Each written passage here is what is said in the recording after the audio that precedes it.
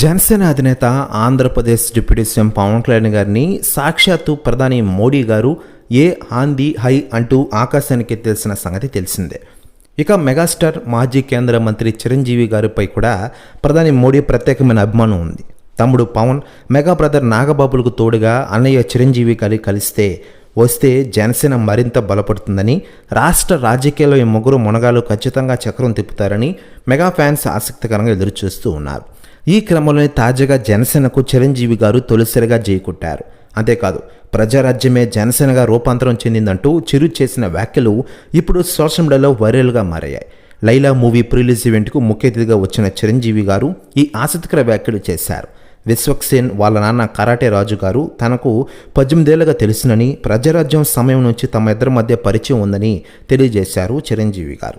అలా ప్రజారాజ్యం గురించి ప్రస్తావించిన తర్వాత చిరు జై జనసేన అన్నారు. చాలా కాలం తర్వాత ప్రజారాజ్యం పార్టీ ప్రస్తావన, జనసేన పేరు బహిరంగ వేదికపై ప్రస్తావించారు చిరంజీవి గారు. ఈవెంట్కు వచ్చిన మెగా అభిమానులంతా జై జనసేన అంటూ నినాదాలు చేస్తుంటే వారితో పాటు చిరు కూడా జై జనసేన అన్నారు. మెగాస్టార్ నోట జై జనసేన అనే తొలిసారి విన్న మెగా ఫ్యాన్స్ కేరింతలు, కేకలు, ఈలలతో హోరెత్తించిన విషయం మనకందరికీ తెలిసిందే. ఇలా మెగాస్టార్ చిరంజీవి గారన్న వ్యాఖ్యలు ప్రస్తుతం వైరల్ అవుతున్నాయి తెలుగు రాష్ట్ర రాజకీయాల్లో.